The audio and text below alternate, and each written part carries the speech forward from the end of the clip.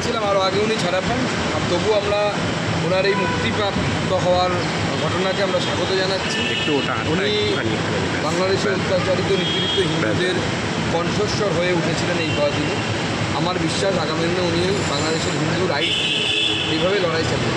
আপনি কি কলকাতায় ডাকবেন ওনাকে? পশ্চিমবঙ্গের যে অবস্থা, তাতে করে ওনাকে কি কলকাতায় নিয়ে আসার আমরা পরবর্তী সময়ে সিদ্ধান্ত নেব, যেহেতু উনি একজন অন্য দেশের নাগরিক মানুষ, নাগরিক, স্বাভাবিকভাবে তাকে টাকা নিয়ে এই মুহূর্তে আমার মনে হয় আমাদের দীঘাতে মুখ্যমন্ত্রী উদ্বোধন করলেন এবং সেখানে সর্বধর্মের লোকদের আহ্বান জানান। দেখুন, উনি কালচারাল সেন্টার উদ্বোধন করছেন, উনি ওনার মতো করতেই পারেন। তবে এটার কারণ কি বুঝতে পারলাম না। ওনাকে একসময় জগন্নাথ মন্দির, পুরীর যে জগন্নাথ মন্দির, তাতে ঢুকতে দেওয়া হচ্ছে।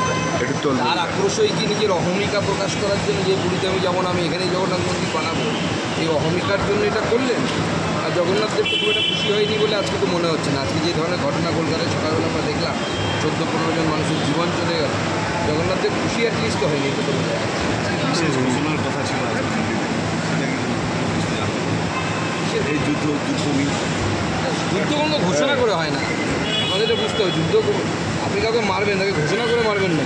এমনি কিছু আলোচনা আমার ক্যাবিনেটের একটা সেকশন আছে যারা সিকিউরিটি নিয়ে আলোচনা করে, অন্য কেউ কিছু জানতে পারে।